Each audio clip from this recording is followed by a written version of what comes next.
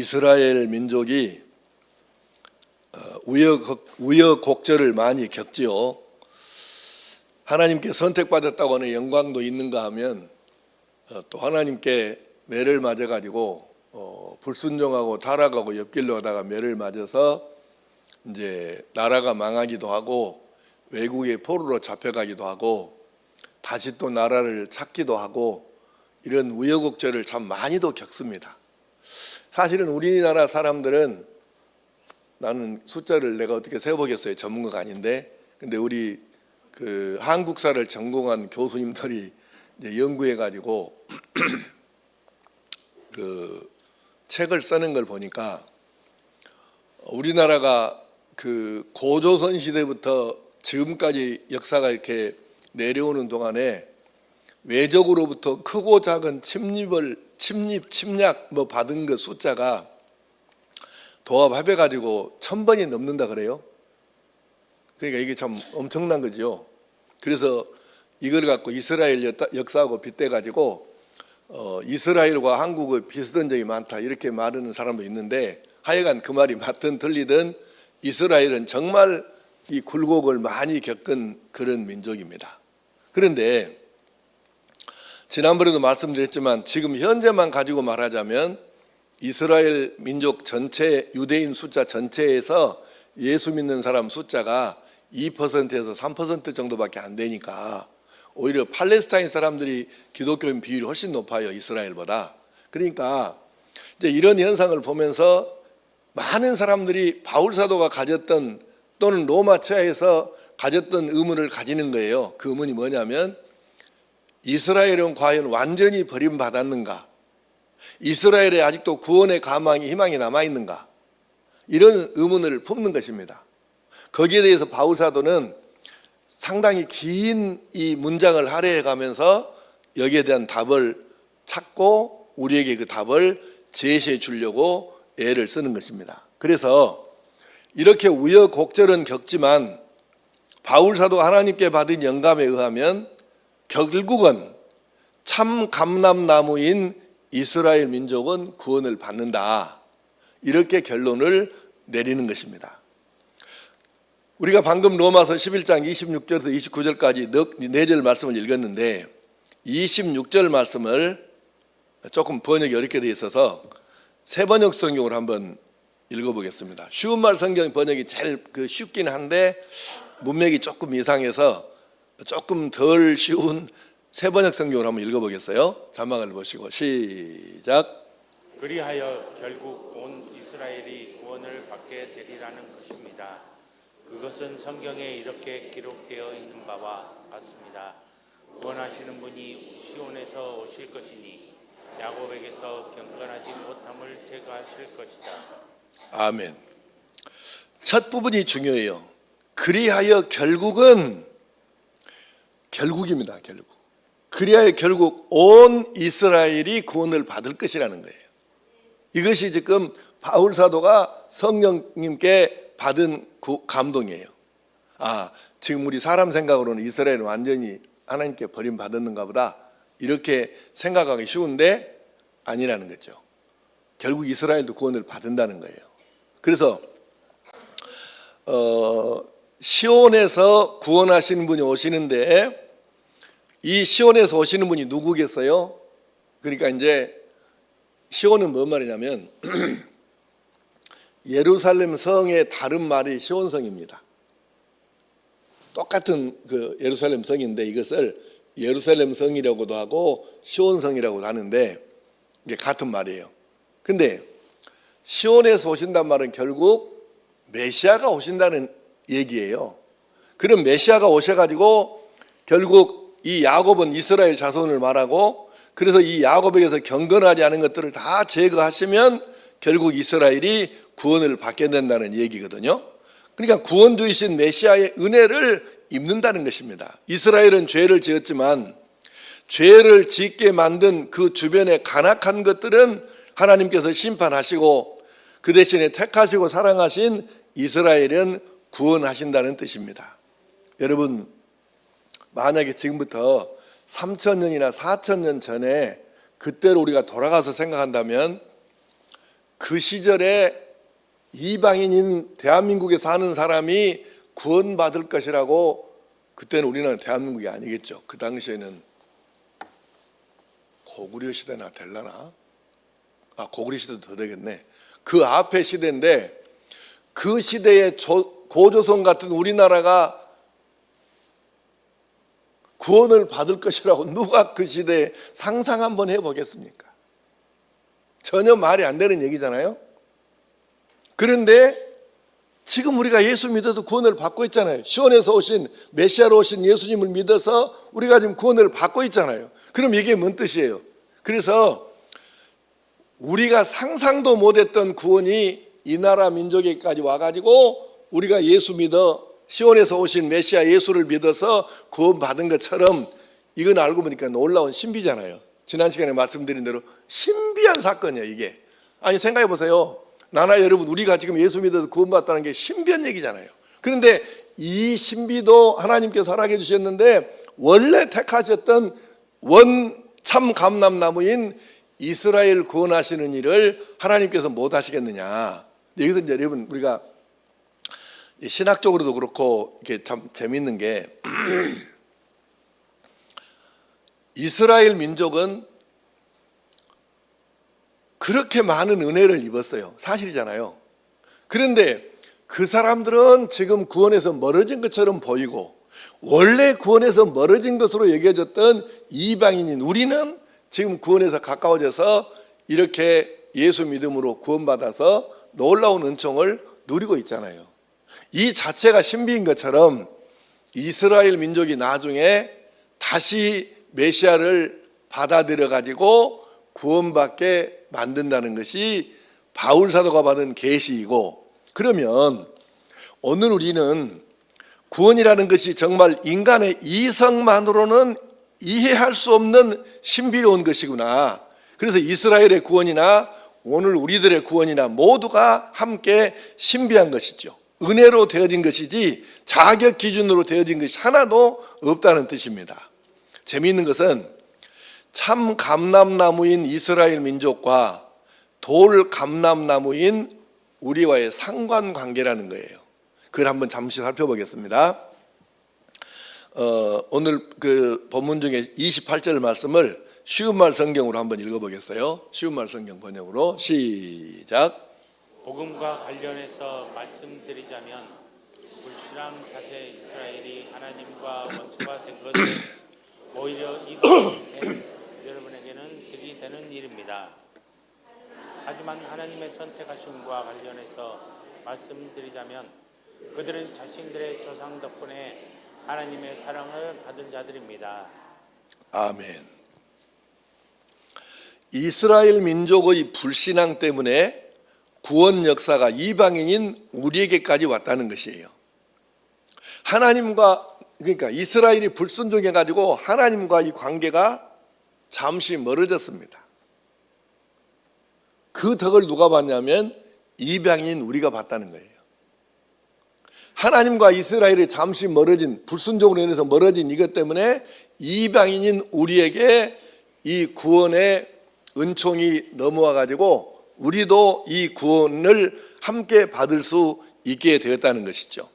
그래서 우리가 이방인인데 돌 감람나무인데 참 감람나무인 이스라엘의 구원의 완성을 위해서 기도해야 할 책임이 있다. 이것이 바울 사도가 보는 견해입니다. 그러니까 목사님, 그것 아니라도 기도 제목이 너무 많아갖고 아이고 그것까지는 쉽지 않은데요, 이렇게 생각할 사람도 있긴 하겠지만, 그래도 우리가 원래 참 감람나무였던 이스라엘 민족의 구원의 완성을 위해서도 함께 기도해야 할 줄로 믿습니다. 이제 오늘 결론의 말씀을 한번 상고해 보겠는데요. 29절 말씀을 한번 먼저 읽어보겠습니다. 자, 시작. 하나님의 은사와 부르심에는 후회하심이 없느니라. 아멘. 이걸 조금 더 쉬운 말로 보겠습니다. 쉬운 말 성경 번역으로 시작. 하나님의 은사와 부르심에는 어떤 후회도 없고 결국 반복되는 일도 없기 때문입니다. 지금 반복이라고 읽은 사람이 있는데 반복이 아니고 번복이에요. 번복되는 일이 없어요. 그러면 이 하나님의 은사와 부르심은 어떤 후회도 없고 번복되는 일도 없다는데 이 말씀의 원형이 어디냐면 민수기 23장 19절이에요. 한번 읽어보겠습니다. 자, 시작. 하나님은 사람이 아니시니 거짓말을 하지 않으시고 인생이 아니시니 후회가 없으시도다.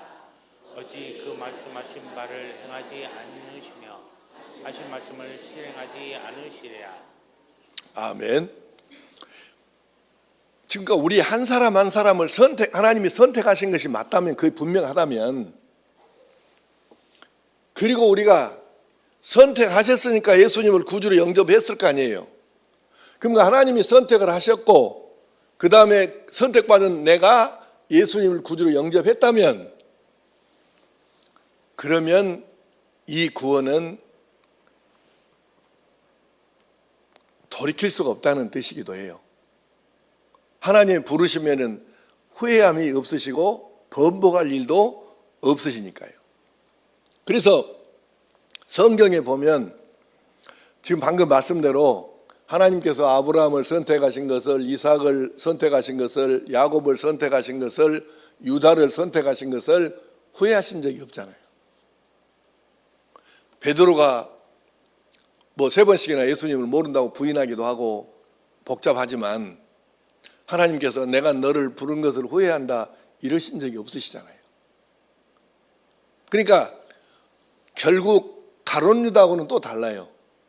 가룟 유다는 그가 마지막까지 배신해서 이렇게 한 걸 보니까 부르심을 받지 못한 사람이라는 것이 명백해지고, 그리고 그가 믿은 것 같았지만 믿는 것이 아니고 형식적으로, 가령 예를 들어서 오늘날 또 우리가 교회에, 여러분에게 자주 말씀하지만 교회 다닌다고 다 구원받는 건 아니잖아요. 예수를 믿어야 구원을 받는 거니까. 그러니까 결국은 오늘날에도 예수를 믿으러 다니는 것이 아니라 복 받는 것 때문에, 복 빌라고 하는 이것 때문에 교회를 다니는 사람은 결국은 구원에서 멀어지겠죠. 예수를 영접하지 않으니까. 예수를 구원받아서, 예수 믿어서 구원받으려고 믿는 사람, 그래서 이 믿음을 지키는 사람이야 전혀 문제가 없어요.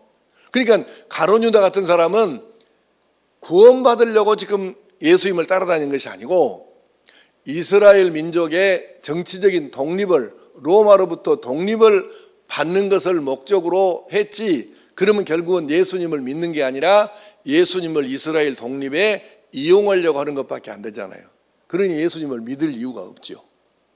그러니까 교회 돈을 손을 대가지고 가룟 유다가 그 예수님 제자들 그 사이에서 회계를 맡은 거예요. 근데 거기 그 돈을 손을 댄 거 아니에요. 그러니까 결국은 가룟 유다는 예수님을 믿으려고, 구원을 받으려고 예수님을 따른 게 아니고 정치적인 목적을 위해서, 오늘 대한민국의 선거 때만 되면 이놈저놈 오면 안 되겠고 베레벨 인간들이 다 교회에 오잖아요. 근데 우리 정배 지금 권찰이죠? 전형님까지 잘 나오니까 내년에 집사명 해줄게. 이렇게 전형예배까지 열심히 나오는 사람은 이게 이제 그만큼 우리가 좀 신뢰할 수 있잖아요. 근데 참말로 이거 좀 성급 한번 되면 골치 아파요.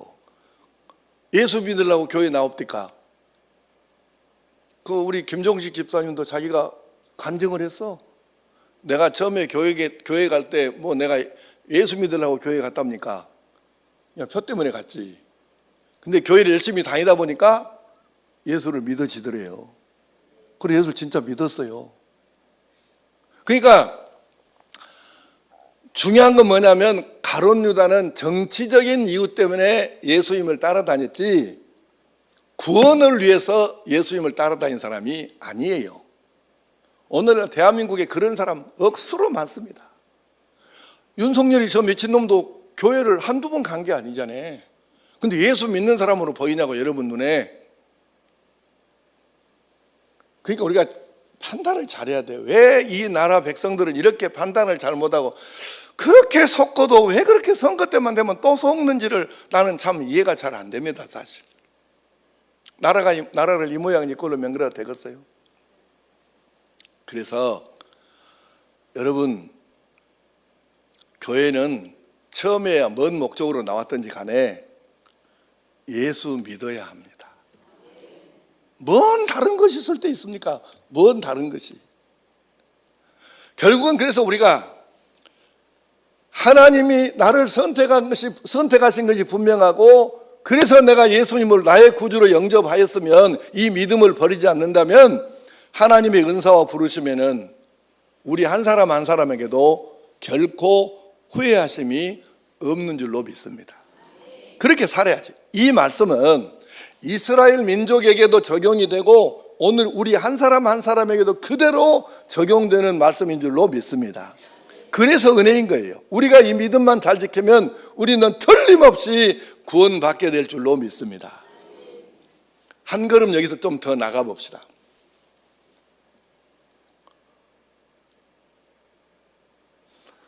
자, 여러분이 먼저 여러분의 육신의 부모님에게 효도했는지에 대해서는 여러분들이 잘 한번 생각해 보시고 판단하시기 바랍니다.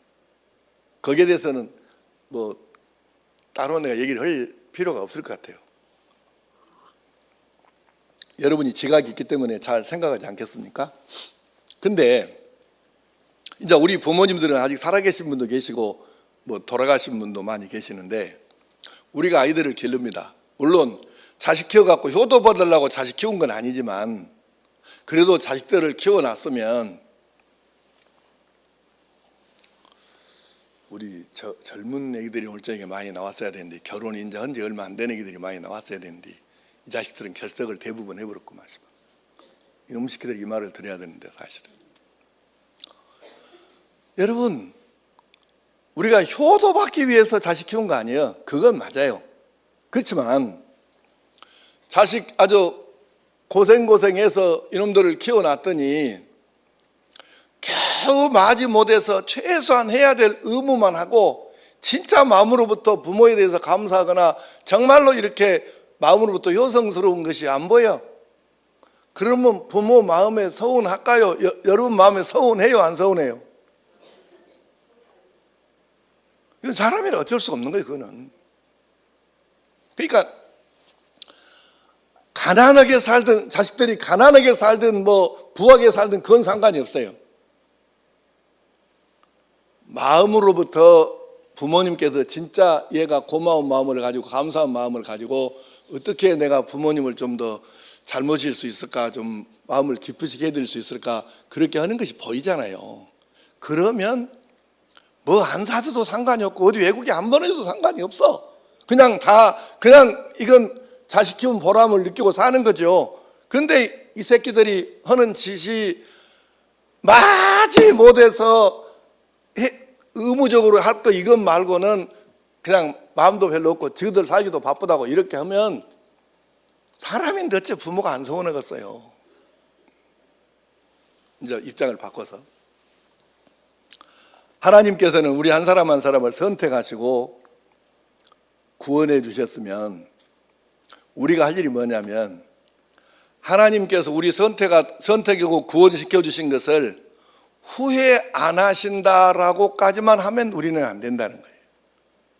후회 안 하시게 해야지. 당연히 그래야죠. 그런데 후회 안 하시는 데서 끝나는 것이 아니고, 하나님께서 세상에 하나밖에 없는 자기 아들을 세상에 내려보내서 우리 위에 죽게 하시고 그렇게 우리를 살려서 우리를 아들, 딸 삼아 주셨는데, 우리가 이제는 성숙한 그리스도인이라면 하나님께서 후회 안 하시는 정도로 끝나시는 게 아니고 우리 한 사람 한 사람을 구원시켜 주시는 것이, 와야 내가 너무 잘했다, 너 선택해서 너를 구원시킨 것이 얼마나 잘한 일이냐. 그래서 하나님께서 우리가 하는 걸 보고 기뻐하시고 좋아하시고 흐뭇해하시고 웃으시고 그러시게 해야 하지 않겠냐 그 말이에요. 이선 회장님 아무 말도 안 해보네. 어찌 않아요? 아멘. 아니 생각해봐요. 후회 안 하시게 하는 정도로 끝나갖고는 안 된다니까. 세상에 하나님이 하나밖에 없는 자기 아들을 이 땅에 보내서 우리 대신 주께서 우리가 예수 믿어 구원받도록 이 은총을 베풀어 주셨는데, 그러면 하나님께서 우리가 사는 모습, 신앙생활 하는 모습을 보시면서 진짜 내가 너를 선택한 건 너무 잘한 일이다, 내가 요새 너 때문에 웃고 산다, 이러실 수 있게끔 우리가 살아야 정상이다, 그 말이에요. 하나님의 효자, 효녀 돼야 한다, 그 뜻입니다. 아멘을 해야 될 짓을 안 하고 꼭 안 할 짓을 내고 그랬어. 돈벼락 맞아 죽으러 갈 때만 아멘하고. 이거는 우스갯소리가 아니고 잘 새겨야 돼요. 우리가 자식 키워갖고 저는 우리 애기는 불효는 안 합니다, 이런 정도로 해서는 안 되잖아요. 참 요즘에 찾아보기 어려운 애기입니다. 우리 애기는 이렇게 해야 되지 않겠습니까? 그러려 그러면 우리가 똑같이 하나님 앞에, 하나님께서 우리 한 사람을 보시면서 그렇게 하나님께서 느끼시도록 우리 모두가 믿음으로 살아갑시다. 말씀에 순종하며 삽시다. 직분에도 충성합시다. 사명에도 헌신하며 삽시다. 받을 것만 쏙쏙 빼먹는 여우 같은 사람이 아닌 사랑받는 양 같은 삶을 살아갑시다. 나의 구원을 위해서 아들을 내어주신 하나님의 사랑에 감사하며 살아갑시다. 나의 구원을 위해서 아들을 내어주신 하나님께서 나 때문에 흐뭇하시고 기뻐하실 수 있는 그런 하나님의 효자, 효녀로 살아갈 수 있기를 간절히 축복합니다. 기도하십시다. 아버지 하나님, 이스라엘 민족은 불순종으로 하나님과 잠시 멀어진 이 사이에 이방인인 우리가 구원의 은총을 입게 되었으니 너무너무 감사한 일입니다. 그래서 우리가 나의 구원도 감사하면서 이스라엘 민족의 구원의 완성을 위해서도 기도할 줄 알게 하여 주시옵소서. 하나님께서 나를 위해서 예수님까지 내어주시고 십자가에 대신 죽게 해주셨으니 나를 선택하신 하나님께서 후회 안 하시는 것으로 만족하는 것이 아니라 나를 선택하신 것 때문에 하나님께서 기뻐하시고 좋아하시고 흐뭇해 하실 수 있는 그런 삶을 살아드리는 하나님의 효자, 효녀로 살아가게 하여 주시옵소서. 주 예수님의 이름으로 기도하옵나이다. 아멘.